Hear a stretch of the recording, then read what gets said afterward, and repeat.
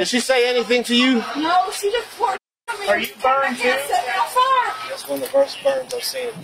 Her whole right arm sloughing off, her face is sloughing off. Damn, so the dead? I'd say she has less than a 2% chance. Her brain vessel wound? Her what? Wait, is she like burned black? No, she's not burned black. That's not how it works when a human being burns. You sure about that? Because I think so. That's a little happening! God damn it! So if she dies, then that charge will upgrade to premeditated murder. Yes, sir. I don't think she don't wake up. March 30th, 2022 was a day like any other for the employees at a Circle K gas station in Pensacola, Florida. That is, until a customer doused one of the cashiers in gasoline and then set her ablaze. The investigators were left struggling to understand what could have driven the perpetrator to do such a horrible thing. What they uncovered along the way was nearly impossible to fathom.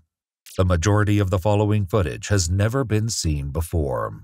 The Escambia County Sheriff's Department first learned of the gruesome assault when they received this distressing 911 call from a nearby Circle K gas station. Okay, do you need police, fire, or ambulance? We need both, police and fire. This lady just said somebody on fire at the store. Is she still on fire? Yes. I need you to go and tell her to stop running, drop to the ground, cover her face, and roll around. What the hell? That girl is crazy. She just... Is she still on fire? Yeah. What? Oh, no, okay. Yeah, she's still on fire. Okay. Tell her to stop around. On the ground. If you have any water available, douse her immediately. Where all is she burned? Can I see? She's burned on her face, her arm, from her waist up. She's burned. Her skin is everything. Burned. Both arms. Yeah. Okay. Her arms, her face, her neck. Okay. Her chest. A second 911 call came in just moments later, and once again, the background noise was spine-chilling.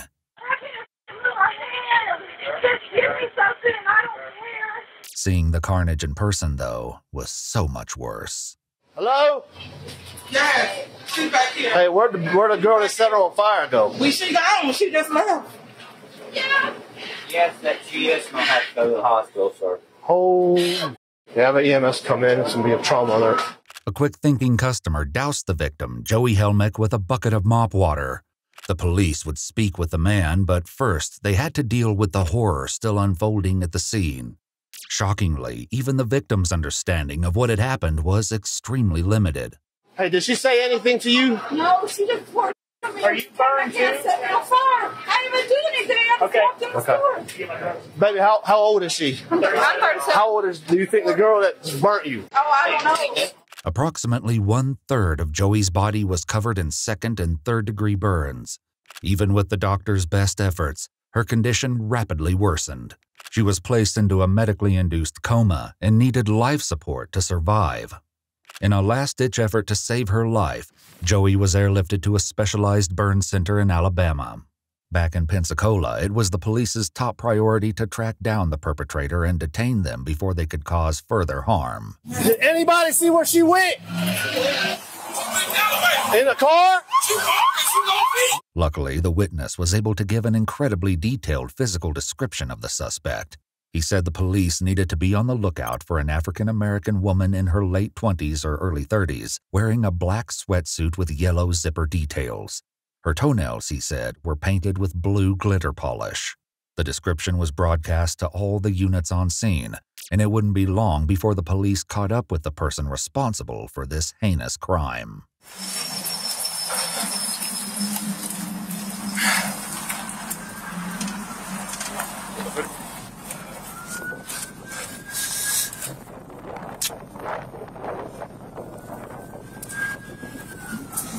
Yeah. All right, she has a black hoodie that we just found in the trash can. Smells like gas, so we're on the right track. While the foot chase continued, other officers circled the neighborhood in vehicles.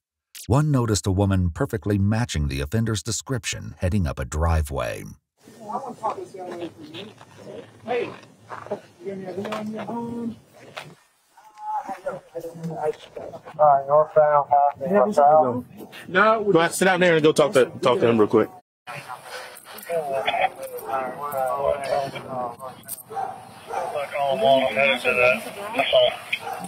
We're working on that. You're being detained right now for an investigation. Within another 5 minutes, the police dog tracked the scent of gasoline to the same location. That's gonna be her. Oh, that's okay. Hello, sir. How are you? Yeah, that's her. Put her in the car. That's the exact description, down to the toenails. Who said I have blue toenails? Ain't nobody talking to you right now. We'll talk to you in just a minute, okay? With the suspect in custody, the officers couldn't help but dwell on the disturbing things they'd seen at the gas station. That's one of the worst burns I've seen. Her whole right arm sloughing off, face sloughing off. The horror, however, seemed to be lost on the suspect. When she was alone in the back of the police car, it quickly became obvious that something wasn't quite right.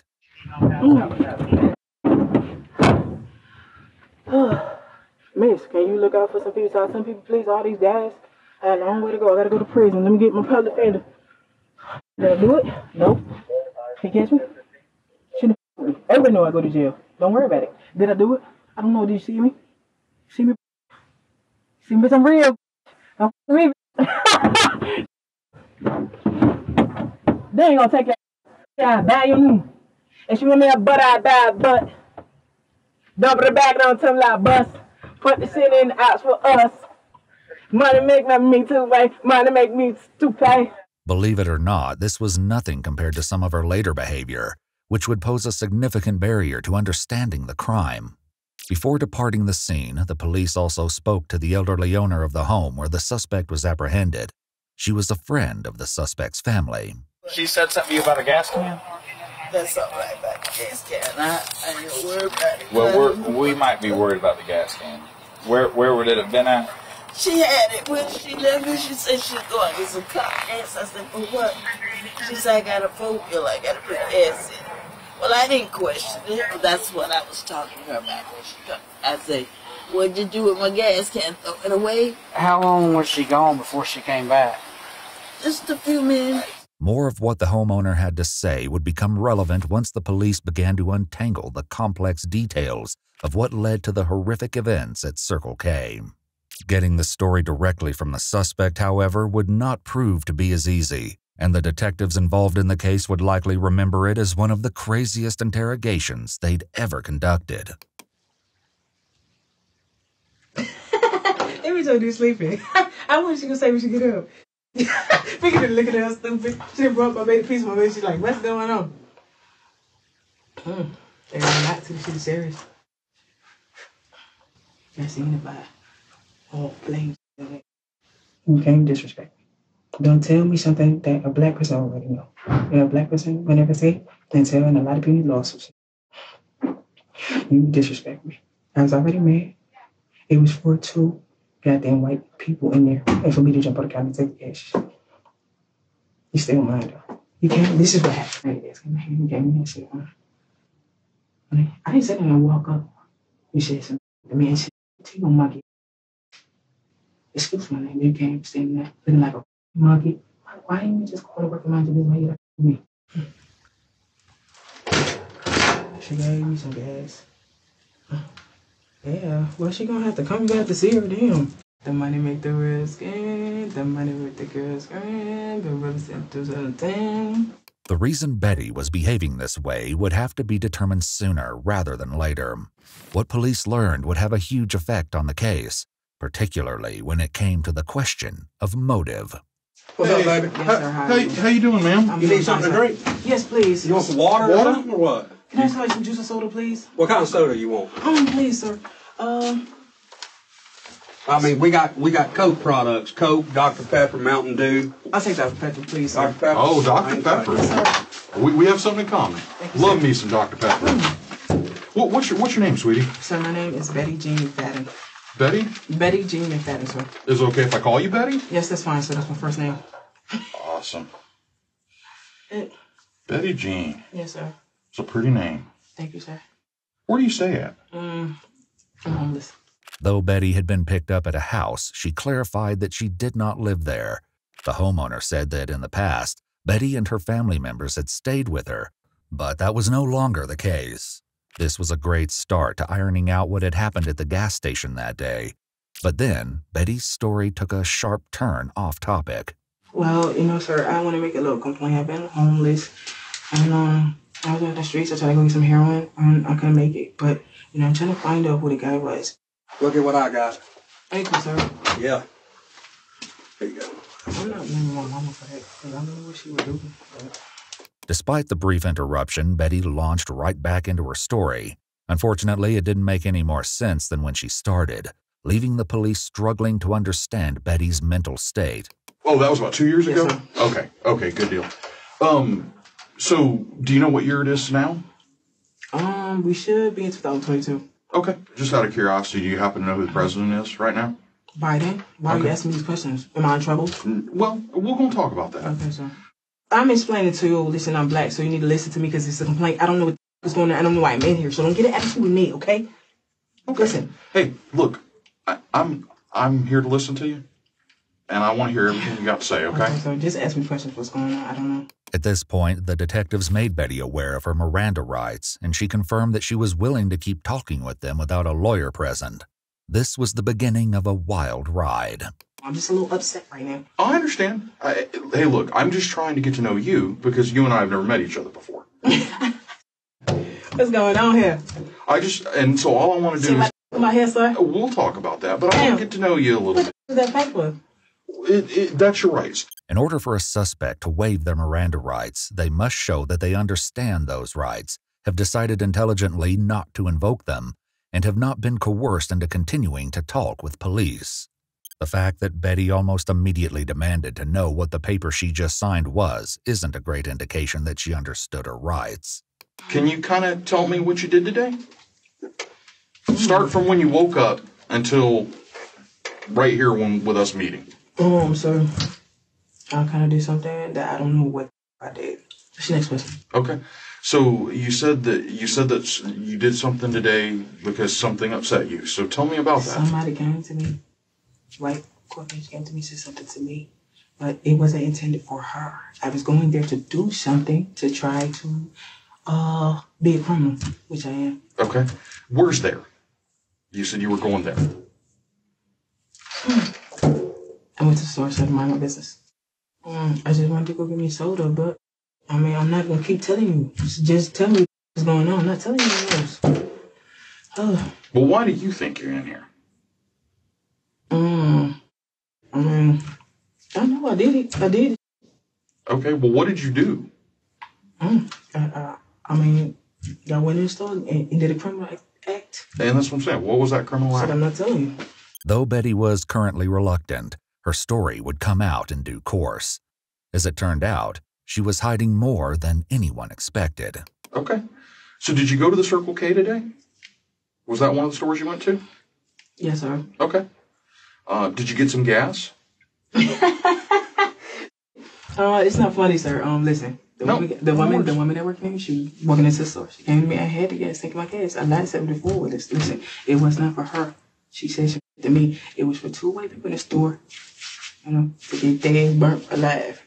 When police pulled the security footage from the Circle K, they were able to see Betty outside the gas station. Interestingly, the accusations Betty made next did not appear to line up with what can be seen in the footage. She had to walk into the store, and she's like, I'm trying to get some gas, but listen, I was going in the store because I was mad, because somebody told me I was going to say, listen, somebody told me that they went with my man. So somebody told you the girls in the store were going to whip you? Listen, the next time I'm going to do, you say you're going to fight me, I'm going to stab you against the butcher in the eye. Listen, if I cut the butcher right here, her eye got to come out, right? That's possible, yeah. Iwu reached out to Betty directly for an exclusive comment, and she stated that on the day of the attack, she, quote, politely lost her mind. So anyway, you said you burnt that. So listen, the two white people and it's still gonna burn. I tried when I seen the glass up, I was trying to go jump and get out the register. Do they have the keys on them when you go in? It depends. Every store's different. Every store works different. I don't know if they do. So just because again we kind of switched there, so I just want to check. So you were trying to get the money, and listen, that was my first attempt until she said to me. She was like, "Oh, what the f-? She gonna come up to me, man. Listen, it's not for her. If I did something to her, I gotta witness. And I apologize. I know this was going on. I said, listen, I had something to do. It's not intentional. I was gonna burn a black shit around here looking stupid. I was like, damn, no, I had to do this. So did you decide to throw the gas on a woman because she was white? Is that No, what? sir. That didn't matter. No, sir. As the investigation progressed, Betty's allegations against the clerk would be disproven again and again. So the goal was get them burned up, get the money. Yeah. How come you didn't take money this time? Because you didn't go back and get money. I could, but it's too quick. I wasn't thinking. I tried to get the money. The money still gotta be mine, still, sir. I'm not stupid. Have you ever done anything like this before? No, sir. Ever? But I've been in trouble. What have you been in trouble? Aggravated assault. Okay. Crack pipe. Okay. That's what I think. I can't. I be always getting in trouble. Okay. Did you do any crack today or any other drugs? No, sir. Just a few moments earlier, Betty had said something very different about her drug use. I did a little crack with her. Try my business. I'm still focused on doing that stuff. And if I say I'm gonna do it, I'm gonna do it. Okay. Another of Betty's quick comments also led the police to crucial information. I just got out of jail. I'm still kind of January 11th. I've only been on for 2 months. There was more to this part of the story than Betty initially led on. Betty had been arrested multiple times in the past by the Escambia County Sheriff's Department, once while completely and inexplicably nude. However, one arrest in particular stood out as it indicated what could be a concerning pattern.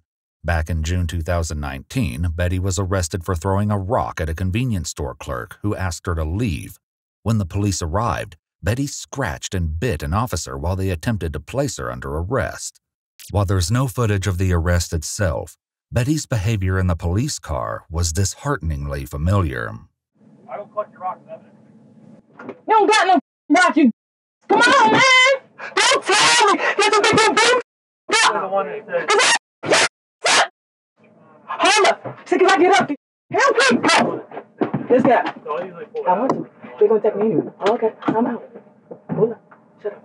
You're not getting any. But you're not going to get any more. And if you choose to stick in, I'm going to keep scratching you. According to Escambia County Sheriff's Department reports, Betty's mother did not believe her daughter should have been released from jail due to her continuing issues. As the interrogation continued, the full extent of those issues would be brought to light. And I guess that's what I'm trying to understand. Is when you decided that you were going to go in the store and burn their that's what I'm trying to understand. And she said something to me. And the director told her when she said something to me. Okay. What? And that's what I'm trying to find out. What'd she say? See, listen, I had the gas tank in my hand, okay? She came to me just suggesting trying to be rude. She's supposed to go in the store, mind her business and work. She just walked in, go in the store. The security captured some of what Betty described, but not all. She was out front with a gas can, but the only person seen interacting with her was a fellow customer. Clearly, there was more going on than what met the eye, and the footage would reveal a chilling series of events. I asked somebody I didn't have no money. I asked for somebody for some money. They gave me some money. She came and got out the car. You know, I got the dang, what is it called? The gas tank? Gas can? I got the gas can. I've been asking for a gas can. Nobody want to get me one.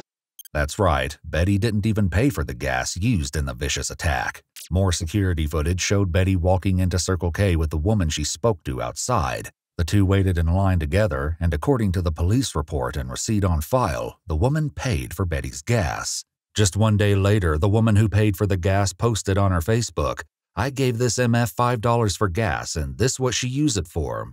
Another thing of note on the security footage was the fact that Betty never approached the checkout counter or appeared to speak to Joey directly. After waking from her coma, Joey was able to talk to the police and tell them her side of the horrific story. When's the first time that you remember seeing her? Just after I put my food down and turned around and she was in line like she was going to buy something. She was fiddling around with a gas can. What exactly was she doing? Kind of looked like she was opening it, but I didn't know if it had anything in it. I thought she was maybe trying to buy some gas. Even though she was able to give this brief statement, Joey's survival was far from guaranteed.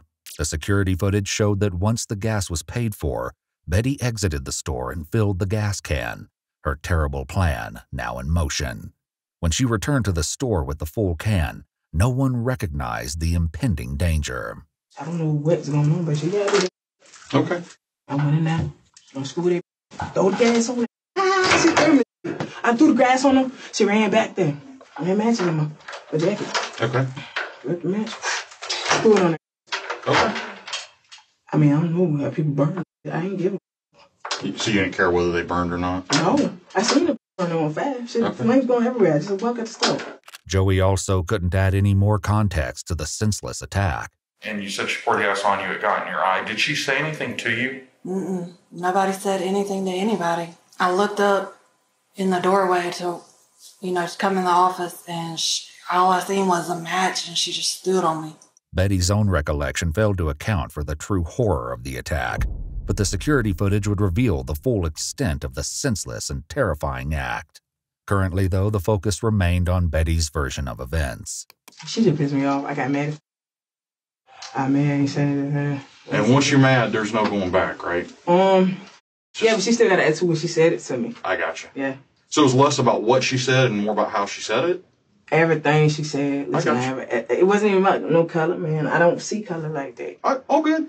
And the only reason I bring it up, you brought it up. So I'm just trying to make sure I got my head wrapped around it, okay? Because again, I want to understand what you have to say. Even after speaking with Joey, the source of Betty's rage remained a mystery. Had you ever seen her in the store before that you recall? Never. And so you don't recall having any interaction with her that day or at any other time? No. Earlier in the conversation with Betty, however, the police had learned a critical detail about her suspected hallucinations, which could have massive implications for her motivation. And you said, I heard you say that you have schizophrenia. When were you diagnosed with that? 2010. So what does the schizophrenia cause? What is that? How does that work for you? They just say that I'm hearing voices and saying things, but when I get upset, nobody can calm me down. Like if a person is thinking I'm going to do something wrong, I probably still going to go ahead and do it. Okay. It's like, provocation. Does that make sense, sir? So, this is what they diagnosed me with. I don't have nothing to do with that, okay? And that's my point, is that, do you believe that you have this? Or do you think it's just kind of... Okay, so you don't believe you have it? No, sir. So is that somebody telling you hear voices and you see things? Or sir, I don't know. I don't know. Listen, don't ask me this again, okay? Okay, no problem. While this provided some context, a medical diagnosis didn't even come close to excusing Betty's dreadful attack on Joey. What Betty admitted next highlighted her spine-chilling intent. You wanted her to burn. Is she dead? She probably is going to be. Damn, that's up. Well, I thought that was your point, though. I thought that's what you wanted to do. Listen, I don't give, the flame's going. I never burned somebody before. I got you. The flame's going. I'm pretty sure she is going to be dead, but I don't know how bad she burned in there. They were running there trying to help her. Sure. I walk out the side and give her. Yeah. So much so you forgot to take the money that you had planned to. I wouldn't have made it. I had to run back and try to fight the black. And it just wasn't worth your time? I didn't have time to gas that up. And where'd you go from there? I went to the park to sit down. What'd you do after that? Nothing. The cops came to get one. This wasn't exactly true. The police collected security footage from multiple businesses along the path they suspected Betty took after leaving Circle K. Lo and behold, Betty popped up on the CCTV recording from another gas station and convenience store called Lucky 7.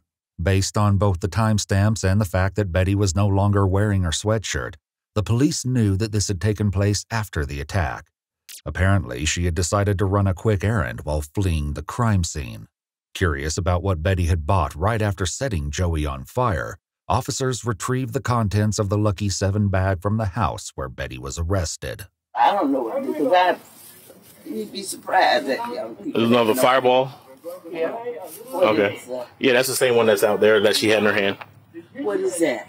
It's a little alcoholic shot. Another remaining issue was that of the borrowed gas can. When asked, Betty was adamant that the elderly woman had no idea what she was up to when she asked to use it. They don't have nothing to do. Hold on. They don't have nothing to do. This is all on me. Okay. Don't put them in because they going to tell you they ain't do. This aligned with what police heard from the homeowner herself. I heard all the sirens and things, but I don't know what happened. I hope she didn't hurt nobody. Well, she did. Pulled gas on. She hurt somebody pretty good. During the interrogation, the police continued to try to understand the role Betty's mental illness played in the horrendous crime. Perhaps as a result, things would become even more intense. Betty made it clear that she was not pleased that she had to take medication due to side effects like weight gain. However, she also said that in order to receive money from the state, she had to take her prescription as ordered. Whether she was actually complying with this order was impossible to say. So what happens if you don't take your medication? I can take it for, what you mean? So do you feel different when you don't take your medication? No, sometimes, okay, well, I don't believe I need the medication, but that's my illness, so I don't have a choice. And you took your medicine this morning or no? No, sir, I didn't. You didn't? When's the last time you took your medicine? The night before. Okay, so last night. Is that when you normally take it at night? Yes, sir. When all this was going on, were you like seeing things or hearing things? Hell no, man. So as far as you're concerned, your mind was on what you were doing. Yes, sir. So far, the conversation was progressing well, so the drastic turn it took next was completely unexpected. Sir, what do you think the Social Security office is going to do? I don't know. Obviously this is, it's kind of serious, Yes, Betty. sir. Yes, sir. You understand. Obviously, Yes, sir. taking the life of another human being is pretty serious, right? Yes, sir. There's no BSing about that, right? Clearly, we got a problem here. Yes, sir. And that's why we're talking. It's because of what happened. Well, if she thinks she's going to die, she thinks she's going to punch me, I kill her too. I just told that put the gas on it and blend, but I didn't get there fast enough, so I don't know. Maybe she got to wait for somebody else. Okay. That white that she gonna die too. Okay. So you know they told that to say you with me, I'm gonna take the turn, so just take your head off. I won't give a. I got you. She probably want to be mine again. Take the chain, so just shake it off the. Okay. I would have put on black, white, whatever you want with the chain, so just take the off the. Leave me the alone. I didn't give a off the. Thank you so much. We'll be back. You just drink your Dr. Pepper, okay? We'll be back with you. Okay, sir. Listen, I don't know. I know I'm not getting out of it. Probably life. Probably. Oh, I don't know, ma'am. That's not for me to figure out. Damn, so dead? She's not dead yet, but it ain't looking real good. Okay, sir. She was burned pretty badly. She's pretty serious. So, usually when somebody's burned that bad, they usually don't survive. So they had to take her out of state to try to treat her because she's burned so badly. Is it like black spots or something? Oh, you don't know? Oh, yeah. She's not even recognizable right now. So. Okay. Okay, sir. That was your goal, right, though? So, you did what you set out to do. Yes, sir. A man in line behind Betty at Circle K had heroically attempted to rescue Joey.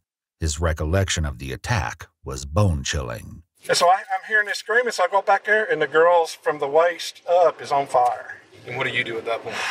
Well, first thing I'm looking, all right, what can I do to help put it out? Well, thankfully, big mop bucket full of dirty water. I picked it up and doused her with it. We got all the flame out. Thankfully, the man himself wasn't injured. However, he wasn't the only person who intervened, and another bystander wasn't so lucky. Joey's co-worker, who we will refer to by the pseudonym Veronica, was in the back room when Joey ran in on fire. Veronica tried to extinguish Joey, but in the process, found herself also on fire. Betty's eventual reaction to finding out that she'd accidentally harmed someone else would drastically contrast her attitude towards knowing that Joey was fighting for her life. First, though, Betty made yet another chilling comment moments after the detective stepped out of the room. I don't think they'll wake up.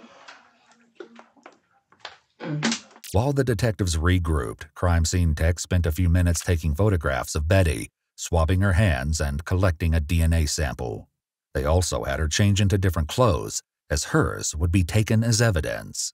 Then Betty was left to wait. It didn't take long before she resumed her conversation with what appeared to be a hallucination. What followed was absolutely mind-boggling. I might cry. I'm playing around. I'm too young for this. I'm not ready to do life. I've never been the same since I was a kid. Damn. You better turn the lights down. I gotta get off drugs. I started crack on 19. I'm 30. I've been doing it for 11 years. Hanging out. He will kill y'all. Let me relax. She was supposed to be cool. I don't give a about you, what you got going on. I don't know who the family is. I don't give a right now. I don't care. Man. I'm getting mad. I'm gonna calm down, bro. Oh, okay. This was hardly the only shocking aspect of Betty's hallucinations. Hey, man. I'm on camera. Not ready. Wanted to bring it back. I don't want to bring. She just sitting there. So you see me the gas. Move out the way. She stay looking stupid. Keep moving around.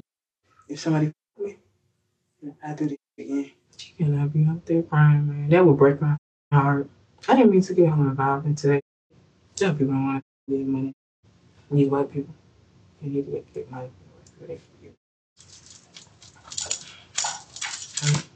Yeah, I don't think she was in the store. She just drove off. I think they're sitting out there singing. Damn, it's broken. That should do the white over there at the store. I wonder what she gonna say. No, it has nothing to say. This is a place that I get to live. Instead of being killed in the streets by one of these killers. Besides me. A lot of people, I guess so. I'm not about to be taking no medicine. All of this was obviously worrisome, but paled in comparison to the disturbing questions Betty asked when police re-entered the room around 2 hours later. Come on, guys. Yes, sir. You good? Okay, sir. You doing all right? Yes, sir. I'm okay. Good deal. As soon as the officer sits down to talk to her again, Betty quickly turns the conversation to something grisly. I was gone for like 15 minutes, so she was sitting there burning. No, people helped her. They didn't just let her burn. Okay. There was another woman in the store that also burned. What? Because she tried to help her. Oh my God, so she died? What was her race? She hasn't died. Okay. She's white. Does that matter to you? No. So somebody tried to save her, but she burnt too? She got burned, yeah. Is she alive? She is. Okay, she at the hospital? She is. Is it bad, severe burns? Not too bad. Okay. Veronica was also taken to the hospital for treatment, but her injuries were far less severe, and she was able to go home the same day. So y'all got me on the video. They got to play the tape and stuff with me throwing the gas on it. Did they see me in the back, like light the match? Yeah, we have it all on video. I light the match in the back on the... Yeah.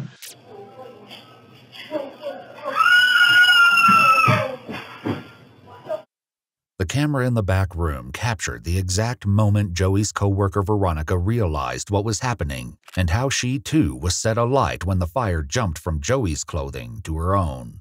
Do you feel like what you did was wrong? Man, my head not too tight. Like, does it bother you at all? Am I going to be in the news? I don't know. I don't control that. Okay. You want to be in the news? It's a stove. Did the stove burn down? No, the store didn't burn down. Okay, so is she alive? She is currently alive, but she's not doing well. Is she going to die? Probably.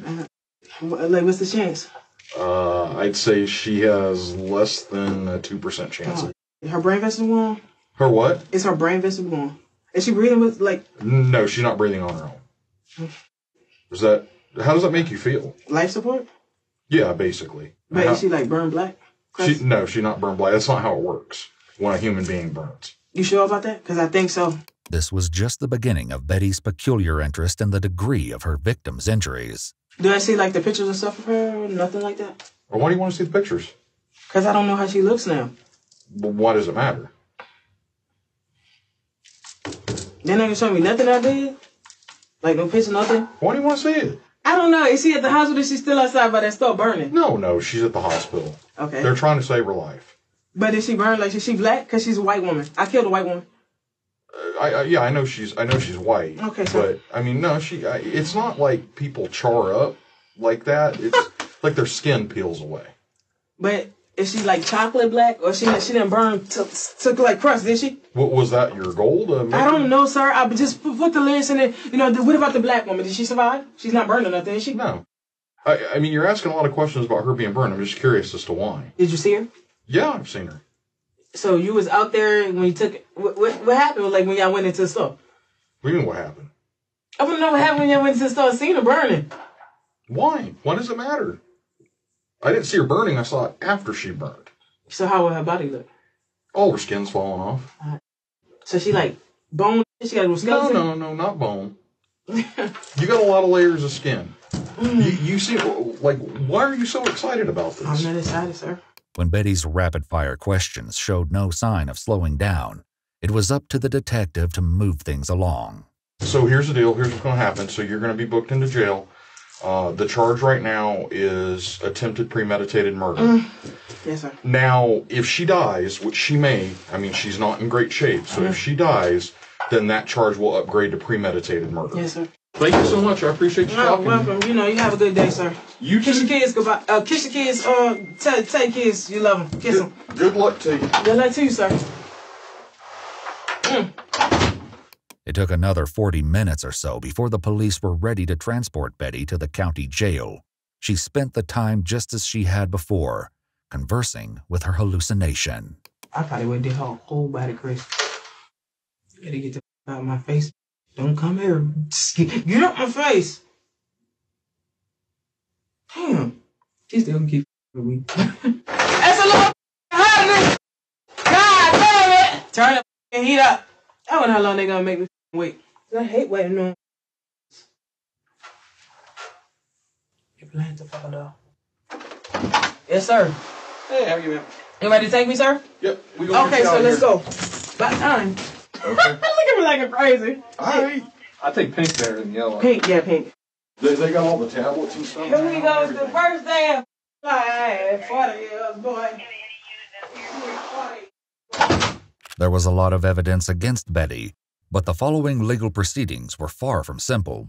In order to be considered competent to stand trial, one must demonstrate that they understand the proceedings and are capable of assisting in their own defense.